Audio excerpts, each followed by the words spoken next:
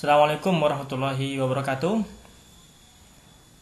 Baik, kali ini kita akan melanjutkan pembahasan kita mengenai penulisan jurnal artikel. Sekarang kita fokus pada bagaimana memilih metode penelitian, khususnya di bidang-bidang social sciences atau kajian kebahasaan.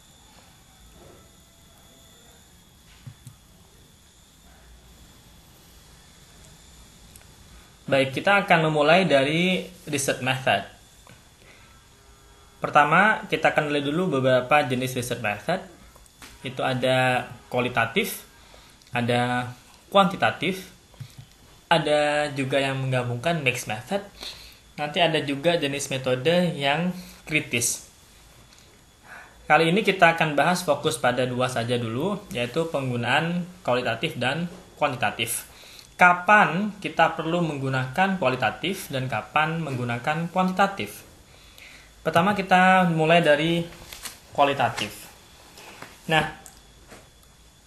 pertimbangan menggunakan metode jenis kualitatif adalah apabila kita ingin memahami fenomena sebuah kejadian sosial untuk memahami apa kira-kira makna di balik kejadian tersebut. Atau dalam kata lain, kita ingin memberikan insights, wawasan terhadap fenomena yang kita kaji.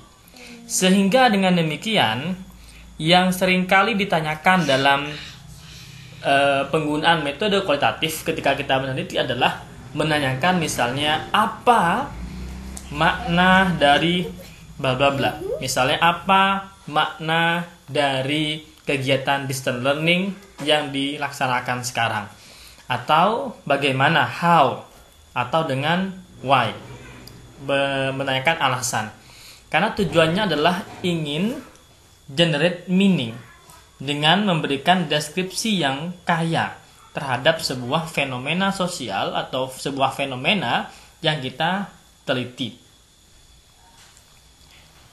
Lalu bagaimana dengan kuantitatif? Kita menggunakan kuantitatif sebagai sebuah metode dalam penelitian yang kita lakukan apabila satu misalnya kita ingin quantify, kita ingin menghitung, ingin tahu berapa jumlah misalnya pasien yang sakit karena corona.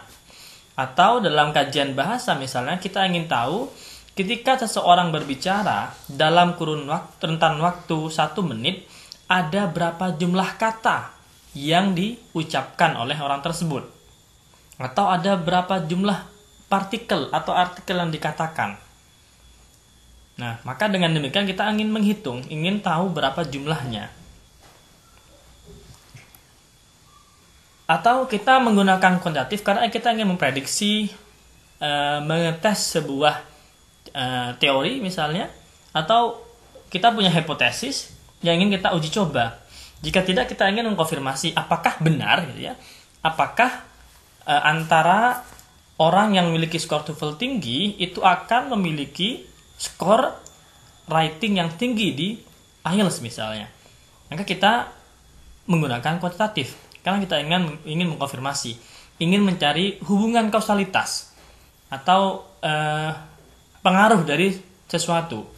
Misalnya, apakah ada pengaruh antara gaya belajar seseorang dengan kesuksesan? Maka kita menggunakan kuantitatif.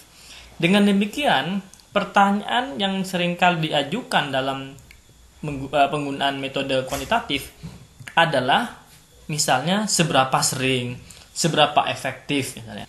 Jadi kalau sekarang berkaitan dengan distance learning, apakah efektif penggunaan media daring seperti Edmodo dalam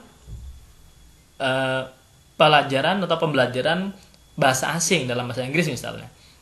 Nah, maka kita menggunakan kuantitatif karena masing-masing memiliki perbedaan basis, sehingga kalau tujuan kita meneliti itu adalah ingin memahami, ingin memberikan wawasan hasanah misalnya atau insights tentang bagaimana sebuah fenomena terjadi, dan kita menanyakan tentang what, how, atau why, tentang apa bukan apakah, maka kita bisa menggunakan pendekatan kualitatif.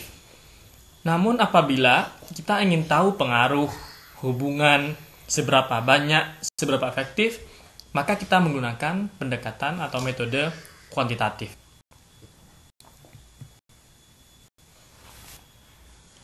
Oke, sekarang kita lanjut pada teknik pengumpulan data untuk masing-masing metode. Kita mulai dari kualitatif dulu.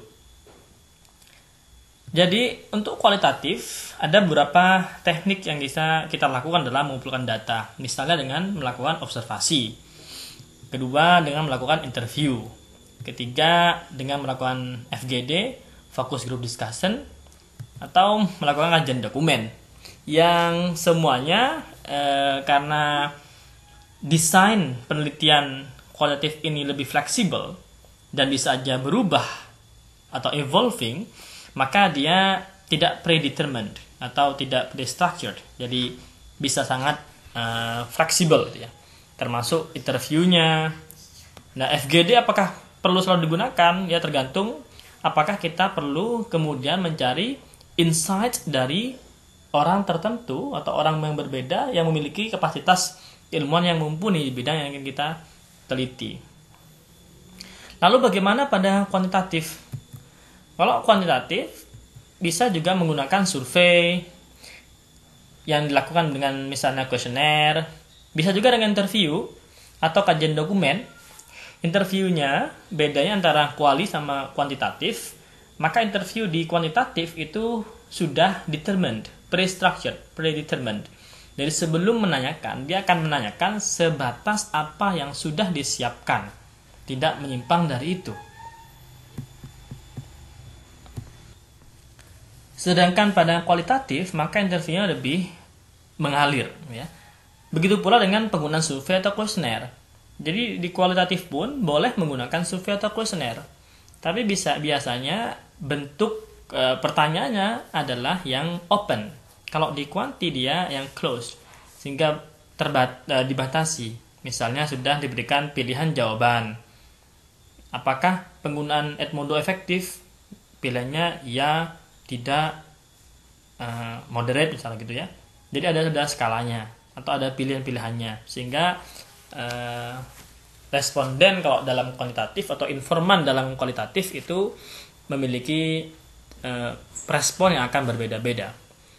Biasanya kalau di kuanti dia disebutnya sebagai responden, kalau kuali dia disebut sebagai informan karena memberikan informasi. Nah, sekali lagi karena tujuan dari masing-masing penggunaan metode ini berbeda, maka cara yang kita gunakan dalam memperoleh data dan mengolah datanya bisa juga berbeda. Kalau mau dirunut, maka goals dari kualitatif adalah ingin eksplorasi, kemudian memberikan deskripsi yang kaya, serta memberikan interpretasi dari sebuah fenomena. Ya kan? Namun pada kuantitatif dia ingin memprediksi yang nanti bisa membuat bahwa jika itu terjadi dan benar di satu tempat, maka bisa diterapkan dan benar di tempat yang lain. Kemudian kalau juga dilihat dari basis akar filosofisnya, maka kualitatif itu berakar dari konstruktivisme atau interpretatism. Sedangkan kuantitatif itu berakar dari paradigma berpikir positivistik.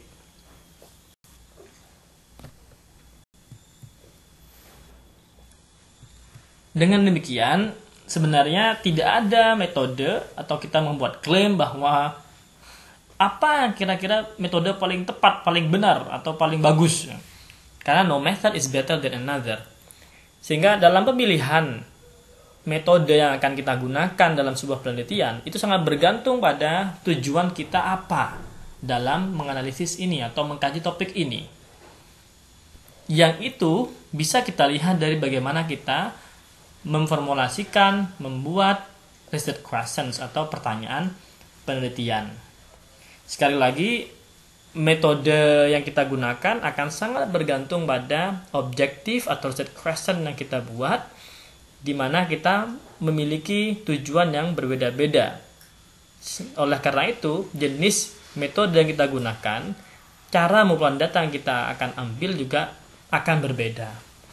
Tidak ada metode yang paling bagus, paling benar, dan paling baik.